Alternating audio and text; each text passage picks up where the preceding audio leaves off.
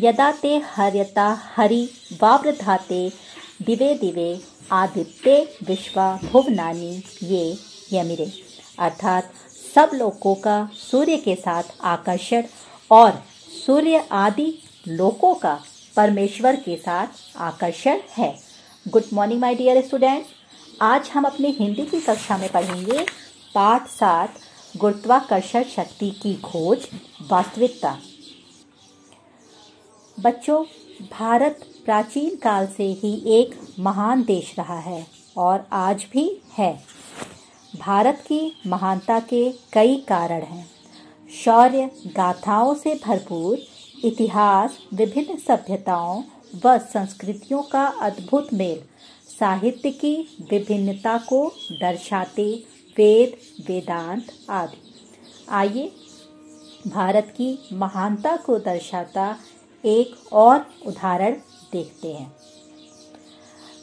बच्चों, क्या आप जानते हैं कि गुरुत्वाकर्षण शक्ति के सिद्धांत की खोज कब और किसने की?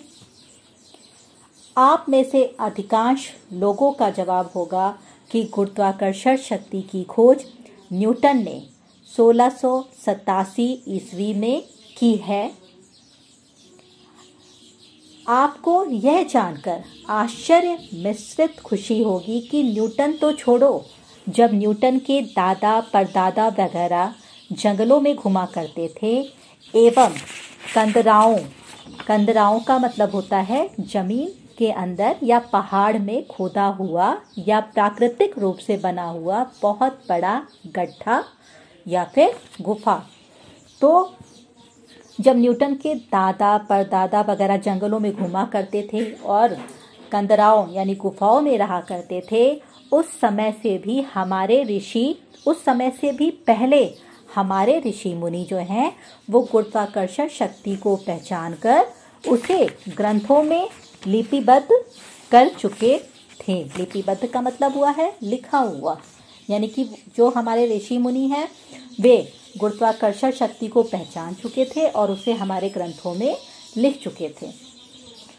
बृहत जाबाल उपनिषद में गुरुत्वाकर्षण सिद्धांत को आधार शक्ति कहा गया है। सच्चाई तो यह है कि हमारे वेद और वैदिक ग्रंथों में गुरुत्वाकर्षण के नियम को समझाने के लिए पर्याप्त सूत्र हैं। उसमें ही है बृहत जाबाल उपनिषद, जिसमें गुरुत्वाकर्षण सिद्धांत को आधार शक्ति कहा गया है और इसके 2 भाग किए गए हैं। ऊर्ध्व शक्ति या ऊर्ध्ववर्ग, जिसका अर्थ होता है ऊपर की ओर खींच कर जाना, जैसे अग्नि का ऊपर की ओर जाना। अग्नि जब आग जलती है तो आप अक्सर देखते हो कि आग की लपटें ऊपर की तरफ जाती है, नीचे की तरफ नहीं आती हैं। तो इसे ही ऊर्ध्व शक्ति या ऊर्ध्ववर्ग कहते हैं। दूसरा होता है अधः शक्ति या निम्नगन। ये हमारा बृहत जाबाल उपनिषद जो है उसमें बताया गया है। आधार शक्ति के 2 भाग किए गए हैं। अधः शक्ति या निम्न यानी कि नीचे की ओर खींच कर जाना, जैसे जल का नीचे की ओर जाना या पत्थर आदि का नीचे आना। जल जो है वो ऊपर की तरफ नहीं जा सकता, नीचे की ओर आता है। बृहत उपनिषद में इसे निम्नलिखित सूत्र से समझाया गया है। अग्निशोमात्मकम जगत आधार शक्त्या वृद्धत कालनिर्यम ऊर्ध्वग तथैव निम्नग सोम। अर्थात सारा संसार अग्नि और सोम का समन्वय है। सोम मतलब होता है चांद और समन्वय का मतलब होता है तालमेल, कोऑर्डिनेशन। तो कहते हैं कि सारा संसार जो है वो आग और चंद्रमा का समन्वय है, जहां अग्नि की ऊर्ध्व गति है तथा सोम की अधो शक्ति, और इन दोनों शक्तियों के आकर्षण से ही संसार रुका हुआ है। सिर्फ इतना ही नहीं, 150 ईस्वी पूर्व में महर्षि पतंजलि ने व्याकरण महाभाष्य में भी गुरुत्वाकर्षण के सिद्धांत का उल्लेख करते हुए लिखा था कि पृथ्वी की आकर्षण शक्ति इस प्रकार है कि यदि मिट्टी का ढेला ऊपर फेंका जाता है तो वह बहुवेग को पूरा करने पर ना तो वो टेढ़ा हो जाता है ना ऊपर चढ़ता है। कि उस ढेले को अगर आप फेंकते हैं तो ना तो वो ढेला टेढ़ा जाता है ना तो वो ऊपर की तरफ चढ़ता है। वह पृथ्वी की आकर्षण शक्ति के कारण वापस पृथ्वी पर ही आ जाता है।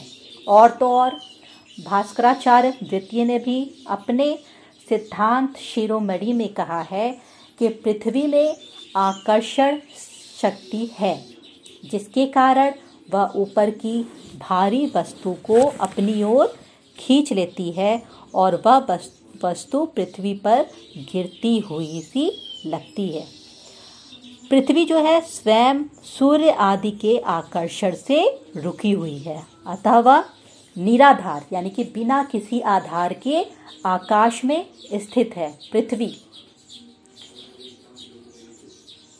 तथा अपने स्थान से हटती नहीं है और न ही गिरती है, बल्कि वह अपनी धुरी पर घूमती है। आपको पता है कि पृथ्वी अपनी धुरी पे सिर्फ घूमती रहती है।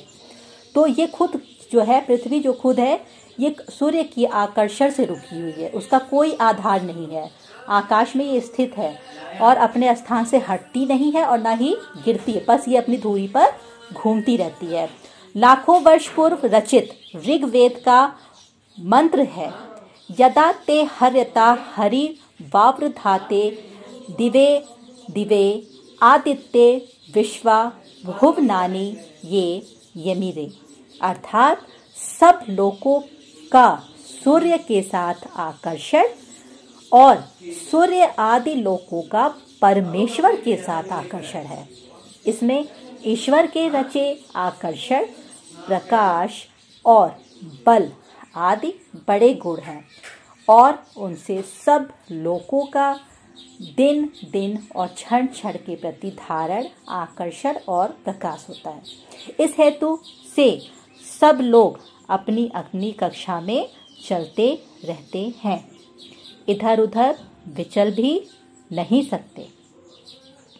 इस आकर्षण शक्ति के कारण ही जो है सारे ग्रह जो हैं अपनी अपनी कक्षाओं में घूमते रहते हैं और वो इधर उधर भी कहीं भी इधर उधर जो है विचलित नहीं होते। बच्चों, आप बताइए, क्या इतने प्रमाणों के बाद भी किसी का यह कहना है कि गुरुत्वाकर्षण शक्ति की खोज न्यूटन ने की है, क्या यह उचित है? हमारे देश की गौरव गाथा जितनी बताई जाए उतनी कम है। संसार ने तो जो है परमाणु बम, जिसे हमारे पूर्वज जो है ब्रह्मास्त्र कहते थे, हवाई जहाज जो पाशुपतास्त्र के नाम से जाना जाता था, और मिसाइल जो पुष्पक विमान था, अभी कुछ वर्ष पहले ही बनाए थे। मतलब संसार ने तो इनका आविष्कार जो है परमाणु बम, हवाई जहाज और मिसाइल कुछ वर्ष पहले ही बनाए हैं, जबकि हमारे पूर्वज हजारों हजार वर्ष पूर्व इन्हें ब्रह्मास्त्र, परमाणु बम का नाम जो था वो हमारे पूर्वजों ने ब्रह्मास्त्र बताया, हवाई जहाज जो कि पाशुपतास्त्र और मिसाइल जो कि पुष्पक विमान के नाम से जाना जाता था, वो हमारे पूर्वजों ने हजारों हजार वर्ष पूर्व जो है बना चुके थे। इनका वर्णन हम रामायण, महाभारत जैसे ग्रंथों में पढ़ चुके हैं। तो मान गए ना बच्चों अपने देश का वर्चस्व।